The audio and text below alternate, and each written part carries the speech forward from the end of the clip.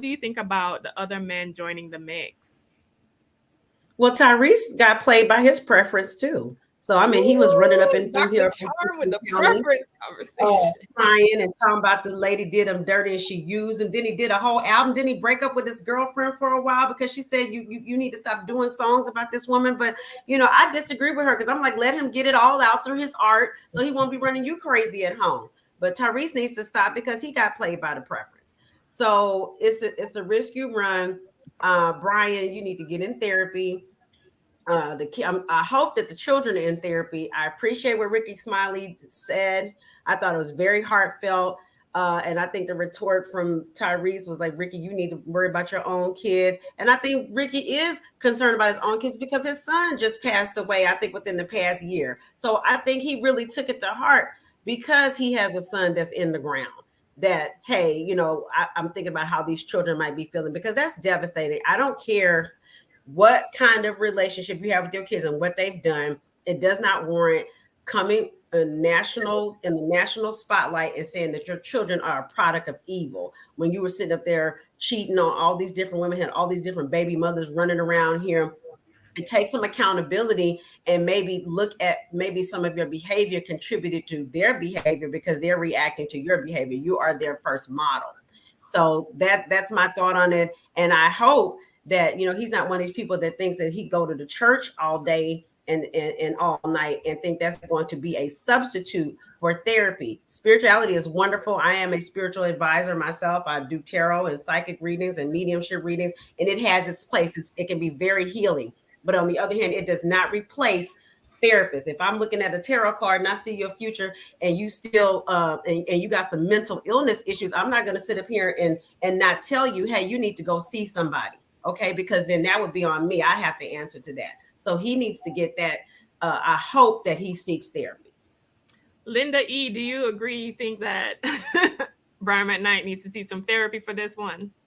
Oh, absolutely. And look, I saw a comment saying that he's done out here in the black community, and I think that's something that he needs to remember. This mess isn't just airing out for the black community; it's airing out everywhere. So people who are not part of our community are looking and seeing, oh, this is how these dads treat their children, and it's perpetuating certain narratives that just aren't true. Not every single father is like that. Not every single relationship with kids are like that. And look, I'm really happy to see that men are opening up because there was definitely historically a danger of men not really speaking out and sharing their emotions. But the internet is not the place for it. Mm-hmm. So he needs to, number one, seek therapy, but also seek therapy with his kids. Whatever the problem is, he needs to take it away from the internet. And I think also, and look, he has a preference now. So this is a comment that he probably won't care about. But remember that he is still part of the community. So people are looking, seeing him, and judging us by his standards. So he needs to just, but it might be too late at this point, Yeah. Which is so unfair because when other groups do other things, that's looked at as that one person is doing that thing, and when any of us act a fool, the whole group, the whole batch of us have to like take the heat for that. I know this situation has. See, this is why I try not to these celebrity dysfunctions within their life and within their family because now I can't listen to Back at One and feel the same way.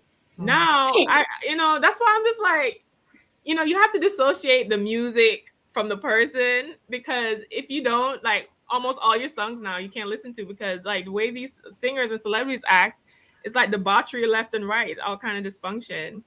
But I think he's definitely, I wish Dr. Alicia was here today because I'm sure she could give us like the whole psychology background because it does seem like he's moving away from his past and labeling it as bad. And, one of his kids was quoting, how are you telling us that, we're from sin and all of this when you used to have us clean up your bathroom and clean up your used condoms and all kind of like crazy things because a lot of these singers do have a lot of these male singers do have like debaucherous lifestyles when they were performing or like entertaining. So I think there is a lot of healing that needs to be done there. How do you feel about, is it okay, do you think like Ricky Smiley is stepping going over bounds by inserting himself and offering himself to Brian's children? I want to hear from you, Jade. You can pick that up. I I think it's nice and very commendable that he has done that, and I wish it would have been done in public. But Brian McKnight did publicly embarrass his children and himself. So while I think that it could have been done in private, the situation is already messy. On one hand, Black men are accused of abandoning their family, not stepping up, not holding other Black men accountable. And what I think Ricky Smiley actually did was demonstrate accountability and also demonstrate sort of like the village mentality. It takes a village to raise a child. And I think that is commendable. Whether, my personal preference would have been that he did it in private or not, it really doesn't matter. These people don't even know me. One, two, he actually is demonstrating and leading by example, and I think that is a excellent demonstration of manhood. So that's my overall nuanced opinion on that. My heart just really goes out to these children. When Dr. Charm was speaking earlier on the screen, I saw Brian McKnight and a whole bunch of children or people surrounding him. Were those all of his children, or are they like I don't know what's going on with that image, but it was a lot of people on that image, and I just wonder how present Brian McKnight has been or not been in his children's lives, and the fact that he was accused of having his children clean up condoms and stuff like that after he was on all these escapades with women is really disgusting to me and narcissistic. I'm just good at that. Mm-hmm. And I wonder if a lot of this has to also do with money, because we've known from the past, right? A lot of celebrity parents like Dr. Dre and his daughter have always, or even Benzino and Coi Leray, when the issues of money comes between families, I think that could be an issue because the children could be feeling neglected if he's willing to claim his new wife's two kids and disown them. Does that necessarily mean that, they're not going to get an inheritance or they're out of his wealth? Because he does have a net worth of like 15 million between all of his concerts, tours, and royalties. So especially if I was a child in this situation and you're claiming your whole new family, I would also be concerned about, is any of that going to pass on through us? Are we disowned? Are we cut off financially in that way? Because money is very important, as we are the Fly Nubian Money channel.